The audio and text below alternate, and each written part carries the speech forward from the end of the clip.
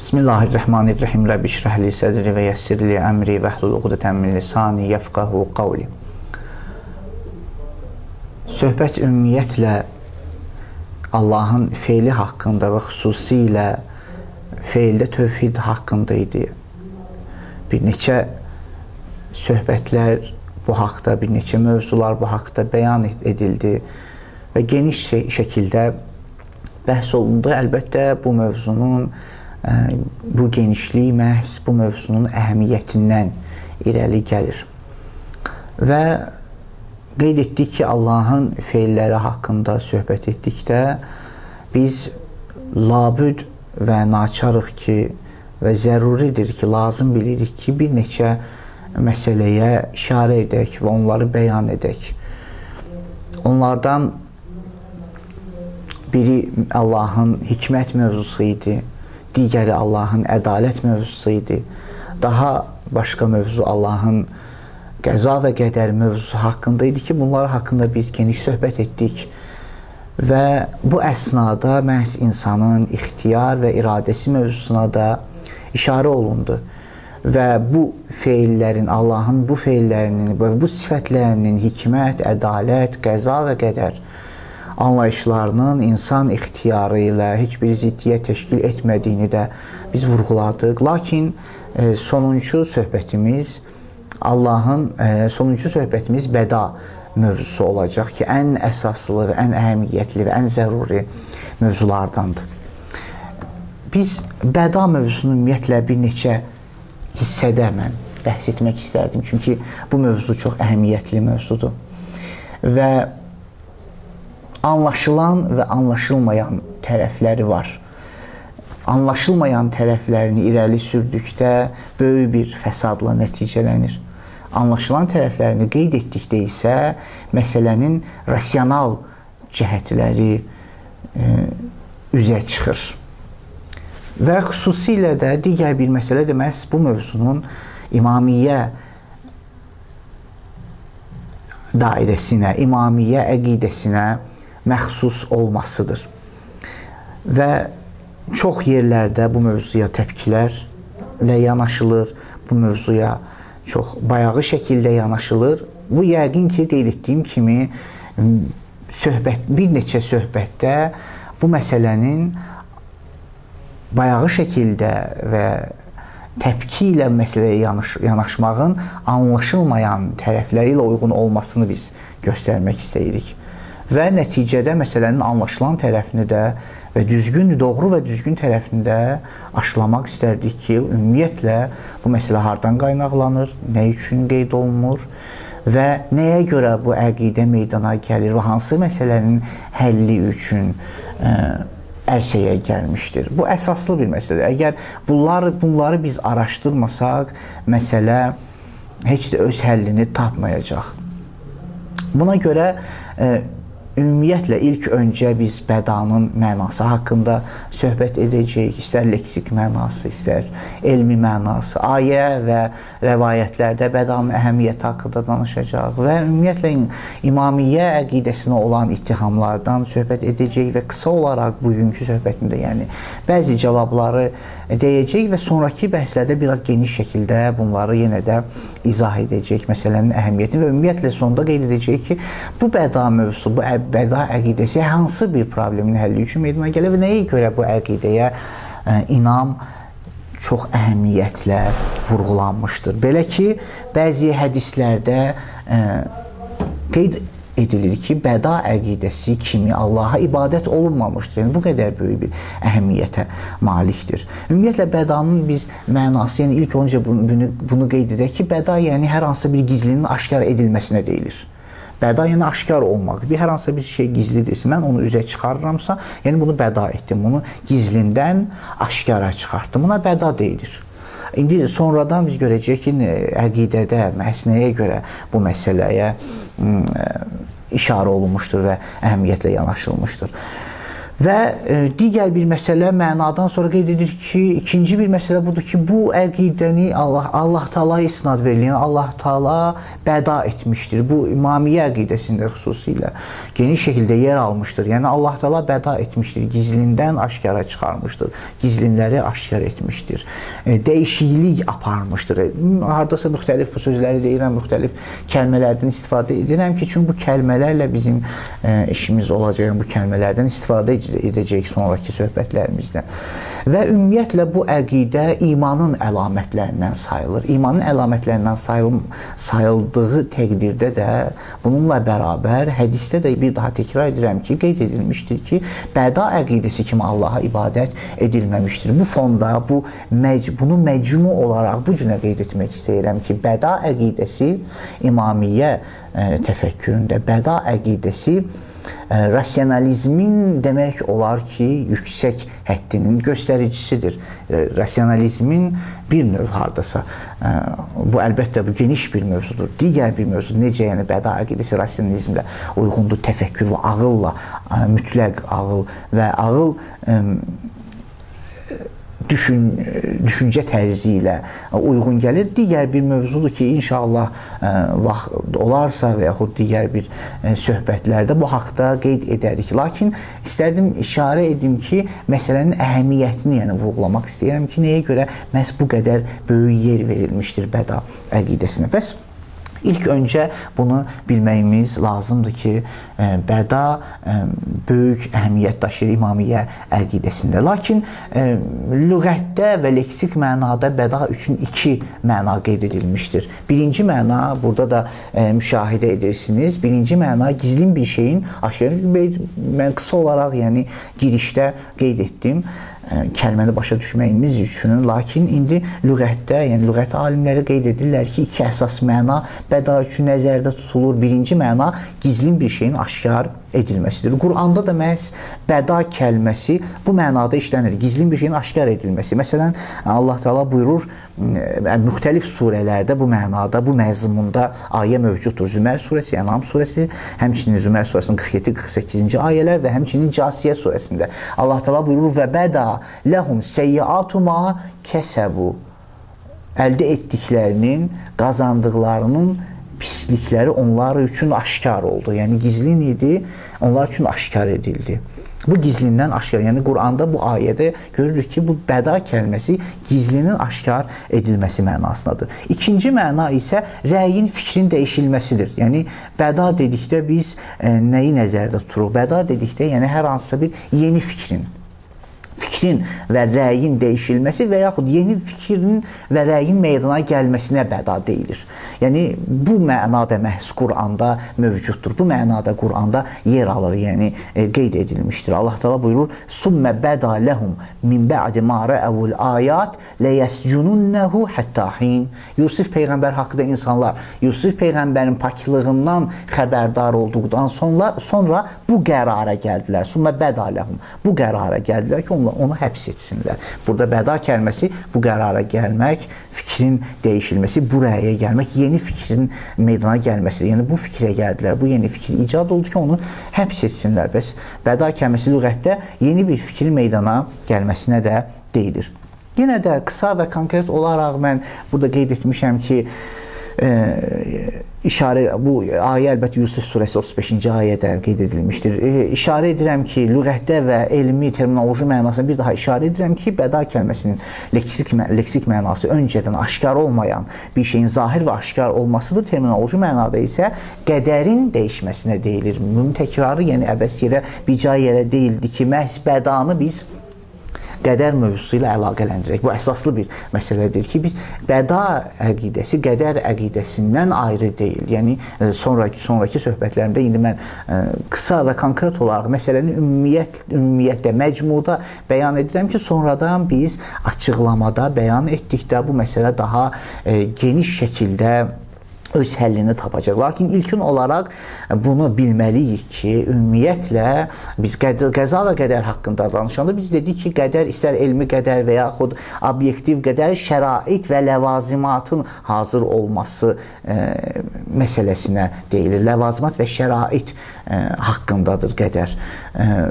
və qəza mövzusu o şəraitin nəticəsi haqqındadır.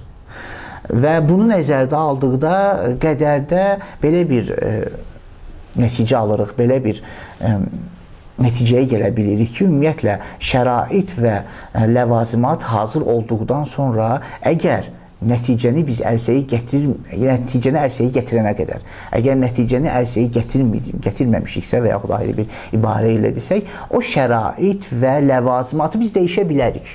Yəni qədər, belə deyək, qısa və konkret bir daha təkrar edirəm ki, qədər dəyişilməyə məruz qalır. Qədər dəyişilə bilər, amma qəza dəyişilə bilməz. Qəza olduqdan sonra hədislərdə də mövcuddur ki, Allah Taala onu imza edir, Allah Taala ona qol çəkir və ya belə deyə bilərik. Yəni o dəyişilə bilməz. Lakin qədər dəyişilə bilər. Bu adi bir keçən dəfə qeyd etdiyim nümunələrdən də bəlli ola bilər. Hər hansısa bir sahədə mən mənzil tikmək üçün, mənzil qurmaq üçün hər hansı lazım olan şəraiti qururamsa, lazım olan şəraiti hazır edirəmsə, əgər mənzili tikməmişəmsə və yaxud tikmək üçün addım atmamışamsa, o şərait dəyişə bilərəm. O şəraiti aparıram, digər bir şərait, ondan yaxşı bir şəraiti, ondan təkmilləşmiş, yəni təkmil bir şərait və ləvazimatı gətirirəm. Və yaxud yox, təkmil və yaxşı şəraitdən söhbət getmir. Zövqə uyğun olaraq onları dəyişirəm və yaxud hər hansısa bir səbəbdən mən o şərait və ləvazimatı dəyişə bilərəm. Lakin o tikiləndən sonra daha o şəraitdə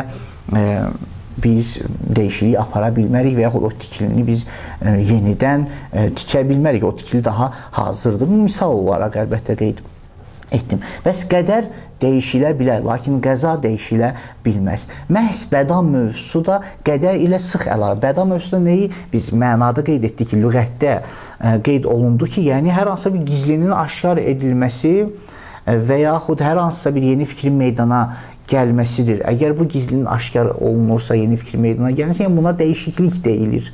Və bu dəyişiklik məhz qədər ilə əlaqədədir. Çünki qəzada bəda olmaz. Məhz qədərdə bəda mövcuddur. Bunu mən işarə etməyi lazım bildim, zəruri bildim ki, biz bu əqidəni, bu mövzunu qədər ilə fasilədə görməyək, qədər ilə sıx əlaqədə hesab edək ki, bunlar ümumiyyətlə qədərin əlamətdar bir nümunələrindəndir bəda mövzusu. Bəs terminoloji mənada qədərin dəyişməsinə deyilir. İnsana məlum olmayan həqiqətlərin Allah Taala tərəfindən aşkar və üzə çıxarılması bəda adlanır. Terminoloji mənada kəlmələrdə çox diqqətli olmağımızı mən xahiş edərdim ki, bu çox əsaslıdır ki, kəlmələrdə diqqət etməliyik ki, insana məlum olmayan, sonradan biz ittihamlar, yəni İmamiyyə əqidəsinə olan ittihamlarda görəcəyik ki, məsələn itham olunur ki, Allahın elmində siz bəda vasitəsilə Allahın elmini inkar edirsiniz, qüdrətini inkar edirsiniz. Biz vurğulayacağıq, qeyd edəcəyik ki və bəyan edəcəyik ki, heç də bunu Allahın mütləq elmi və qüdrətini məhdud etmək deyil bəda əqidəsi. Çünki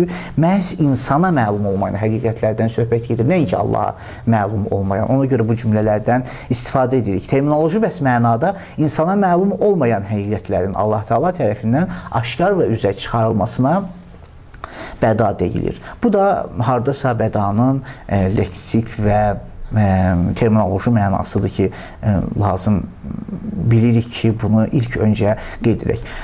Lakin İmamiyyə təfəkkürünə qarşı olan ittihamlar bəda əqidəsində. Biz bəda əqidəsi ümumiyyətlə məhz bu mövzu ilə daha çox hallanılır. Yəni ilk öncə meydana gələndə ittihamlar qeydə alınır. Lakin bu düzgün deyil. Ümumiyyətlə istər söhbətlərdə, istər qarşı-qarşı olan münasibətlərdə biz birinci ittihamları meydana gətirmək məqsədə uyğun deyil. İlk öncə bərabər qəbul etdiyimiz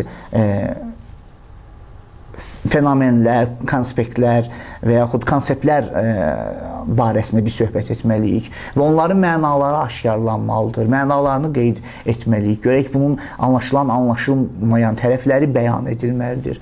Bərabər bir ortaq məxrəcə gəldikdə, hardasa sonradan hər hansısa bir irad və şübhə döysəlini tapır və əgər bərabər ortaq məxrəcə gələ bilməsək, sonradan biz iradlar haqqında, ittihamlar haqqında söhbət edə bilək. Lakin biz görürük, bəzən təəssüflər olsun ki, bəda haqqında danışılanda birbaşa olaraq ittihamlardan söhbət olunur. Lakin bu məqsədə uyğun deyil. İttihamlar hardasa dəqiq məna bəyan ediləndən sonra qeyd edilməlidir. Necə ki, biz girişdə əvvəlcə məna qeyd olundu, Quranda da biz ona işarə etdik və terminoloji mənada da işarə olundu və daha sonra bir daha mən geniş şəkildə bəyan edəcəyəm və indi biz mövcud olan ittihamlar haqqında söhbət edəlik. O ittihamlardan biri nədən ibarət? Ümumiyyətlə, irad və ittiham olunur ki, bəda əqidəsi ilahi elmin dəyişilməsi və iradəsinin yenilənməsi ilə nəticələnir. Bu yüzden bir çoxları onu qəbul etmir.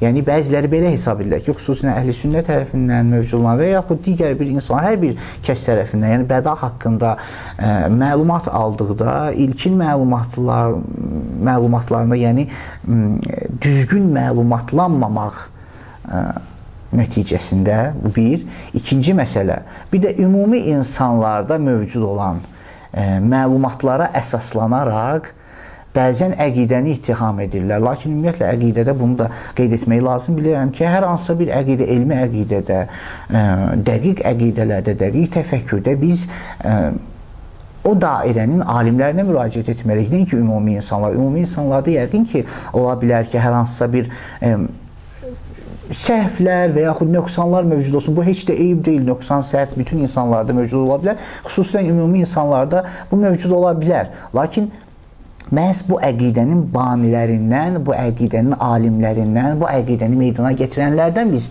soruşmalıyıq. Görürsən, bədadan məqsəd nə idi? Bəda nəyə görə bu bəda əqidəsi meydana gəlmişdir? Lakin ondan sonra biz ittiham edə bilərik. Əgər doğrudan da doğru və düzgün bəyan edilmədikdə ittiham edə bilərik ki, yox, bu Allahın hər hansı bir sifəti ilə uyğun gəlmir. Amma əgər doğrudan da düzgün şəkildə bəyan edilirsə və hər hansısa bir problemin həlli üçün meydana gəlirsə, biz ittiham etməyə haqqımız yoxdur.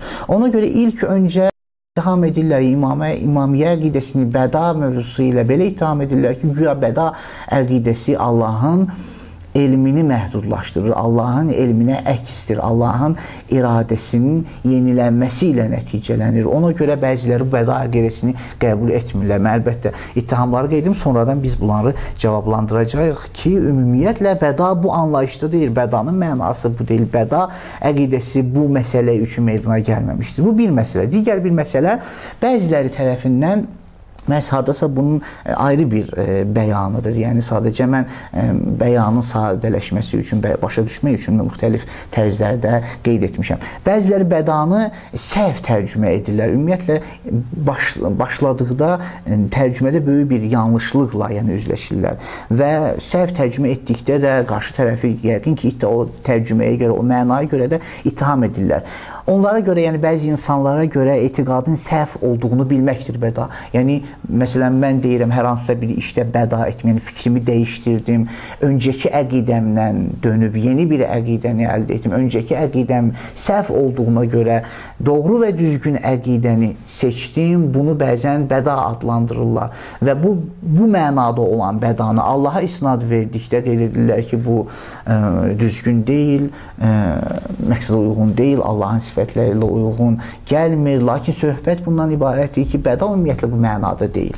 Ona görə bəziləri ilkin olaraq ilk addımlarında bədanı səhv tərcümə edir, səhv məna edir və o səhv mənaya görə də əqidəni ittiham edirlər. Lakin o məna və əqidə arasında, yerlə göy arasında fərq var. Yəni, o bəda əqidəsi heç də bu məna edilir və bu məna da o bəda əqidəsini çatdırmır. Buna görə bəziləri elə hesab edirlər ki, ümumiyyətlə əqidənin səhv olmasının meydana, yəni üzə çıxması, səhv əqidənin düzəlməsinə bəda deyilir. Və bu mənada deyirlər ki, çünki imamiyyə də Allah haqqında bədanı Allaha isnad verir, bəs imamiyyə bu məsələdə ittiham olunmalıdır və bu məsələ, bu əqidə ümumiyyətlə düzgün deyil və bəziləri qeyd edirlər, hətta imamiyyə bu əqidə üçün yəmhullah ma yeşâ və Yusbit ayəsinə isnad edirlər və bu ayəyə görə də bədanı Allaha isnad verirlər. Lakin yenə də mən sadəcə bugünkü söhbətimdə məhz ittihamlar və biraz da qısa olaraq cavabları işarə edəcəyim. Sonradan geniş şəkildə qeyd edəcəyik ki, hətta yəmhullah ma yeşâ və Yusbit ayəsi də səhv əqidənin meydana gəlməsi anlayışında deyil. Çünki ayəni də bütövlükdə biz görməliyik. Yəmhullah ma yeşâ və yusbit və indəhu ummul kitab ki, sonraki söhbətlərimdə inşallah geniş şəkildə bu mənanı bəyan edəcəyik inşallah. Bəs iki məsələ biz vurğulandı ki, bəda əqidəsinə olan hücumlar nədən irəli gəlir? Birinci olaraq bəda əqidəsinə olan hücumlar buna görədir ki, elə hesab edirlər ki, bəda əqidəsi ilə Allahın sifətləri məhdudlaşır. Digər məsələ bədanı səhv tərcümə nəticəsində, bədanı səhv məna etmə nəticəsindədir ki, elə hesab edirlər ki, bu bədanı, bu məna ilə Allaha isnad verərəksə düzgün deyil. Yəqin ki, o mənada əgər Allaha isnad verirsə düzgün deyil. Lakin bəda o mənada deyil. Bəs bu ittihamlar bəda haqqında imamiyyə əqidəsinə, nəzəriyyəsinə mövcuddur. Lakin biz qısa olaraq mən bugünkü söhbətimdə bəzi bu sahədə olan cavablara işarə edim, sonradan geniş şəkildə yenə bəhs edəcək. İlk olaraq, yəni deməliyik ki, ümumiyyətlə bu cür ittiham edənlər yəqin ki, bədanın ümumiyyətlə imamiyyə və şiəyə məxsus əqidə olmamasından xəbərsizdirlər. Yəni biz əgər ittiham edirlərsə iki cür ittiham o, ya ümumiyyətlə həqiqətin üzə çıxmasını istəyirlər və yaxud yox, məhz imamiyyə əqidəsinin olmasına görə bu əqidə hücuma məruz qalır. Əgər imamiyyə əqidəsinə, əgər doğrudan da həqiqətin üzə çıxarılması üçündür, bu məsələni biz alimlərinə və yaxud da ki, mənbə və qaynaqlara müraciət etməklə həll etmək olar. Yox, əgər məhz imamiyyəyə məxsus olduğuna görədirsə, bu əqidə heç də imamiyyəyə məxsus deyil. Digər bir məzhəblərdə, digər bir təfəkkürlərdə də bəda əqidəsi mövcuddur. Xüsusilə Sihah Sittədə də, o cümlədən Buxari və Müslimdə bu mövzular bəhs edilmişdir və qəbul edilmişdir ki, inşallah gələn söhbətlərdə mən nümunə olaraq hətta Sihah Sittədən, xüsusilə Müslim və Buxaridən bəzi rəvayətləri bəda haqqında qeyd edəcəyim. Bəs birinci olaraq bunu qeyd etməliyik ki, belə hesab etməyək ki, bəda əqidəsi məhz imamiyyə və şiə əqidəsinə məxsus. Yox, bütün məzhəblərdə, əqidələrdə rasional, belə deyək, düşüncəyə sahib olan insanlar, əgər əqli təfəkkürə malikdirlərsə, əqli düşündükdə bəda əqidəsini təsdiq edirlər. Bu birinci məsələ. Digər bir məsələ, ümumiyyətlə bundan əlavə qeyd etməliyik ki, bəda imamiyyə əqidəsinə görə yaranışda və təbiətdə baş verən dəyişikliklərdir. Yəni biz bəda əqidəsi deyəndə nəinki əqidənin yenilənməsi, öncəki əqidənin səhv olub yeni əqidənin, düzgün əqidənin köhnə əqidə ilə əvəz edilməsi nəzərdə tutulur. Ümumiyyətlə bəda, yəni dəyişikliyin baş verməsi və bu da təbiətin qanunudur. Təbiətdə dəyişikliklər baş verir və bu dəyişikliklər hardasa təbiətin qanunlarından irəli gəlir. Nəinki Allahın əqidəsində yeni əqidənin və yaxud səhv əqidənin aşkar olması və yaxud düz əqidənin səhv əqidə ilə əvəz edilməsi deməkdir Allah haqqında. Bu belə deyil. Bəda, yəni yeniliklərin, dəyişikliklərin təbiətdə baş verməsi, bu da bir təbiətin əsas qanunları və hissələrindəndir. Bu da digər bir məsələ. Daha digər bir məsələ sonda bunu qeyd edirəm ki, ümumiyyətlə Quran, Peyğəmbər və Əhl-i Beytdən gələn rəvayətlərdə də Allahın mütləq elm və qüdrəti yüksək həddə aşılanmış, bəyan edilmiş və insanlara dəfələrlə təkid edilmişdir ki, bütün aləm, bütün yaranış, bütün Allahdan başqa olan varlıqlar Allahın mütləq elmi, qüdrəti sayəsində mövcuddur. Və bunu qəbul etmədikdə insan həm əqidədə fəsadla, həm əməldə fəsadla nəticələnə bilər. Bəs görürük ki, hətta yəni bəda əqidəsinə sahib olan insanlar, bəda əqidəsinə malik olan insanlar heç də Allahın elmi və qüdrətini inkar etmirlər. Çünki bu rəvayətlərə də istinad edilir. Yəni Allah söhbətlərdə yenə də nümunə olaraq o rəvayətlərə də işarə edəcək. Yəni həm Quran və hədislərdə Allahın mütləq elm və qüdrətinə işarə olunur imamiyyə əqidəsində və həm də digər tərəfdən bəda əqidəsinin mövcudluğu qəbul edilir. Və bu hədislərin bu əqidə ilə ziddiyyət təşkil tapmadığı yüksək səviyyədə göstərilir. Yəni alimlər tərəfindən, imamiyyə alimləri tərəfindən və həmçinin yüksək mövcud qaynaqlar və mənbələrdə bu öz əksini tapmışdır. Bəs deməliyik ki, heç də bəda əqidəsi Allahın elmi və qüdrətini məhdudlaşdırmır. Lakin bizim bəda əqidəsinə olan təfəkkürümüz, baxışımız dəyişilməlidir. Bəda əqidəsi və təfəkkürünə olan xəbərdarlığımız və məlumatlarımızı artırmalıyıq ki, biz bu əqidəni ümumi insanlardan deyil, əsas kökündən, qaynağından, alimlərindən əxz etməliyik və onların bəyanını görməliyik və bunları da gördükdən sonra nəticə alırıq ki, heç də dinin əsas və zəruri əqidələri ilə ziddiyyət təşkil etmir. Bura qədər mən ümumi olaraq, yəni bəda əqidəsi, mənasını, leksik mənası, terminoloji mənası olan ittihamlar və ümumi olaraq cavablara işarə etdiyim ki, zehnimizdə bir az məsələ aydınlaşsın və inşallah gələn söhbətlərdə nümunələr və predmetlərlə biz bu məsələni geniş şəkildə inşallah bəyan edəcəyik. Və selamu aleykum və rəhmətullahi və bərəkatuhu.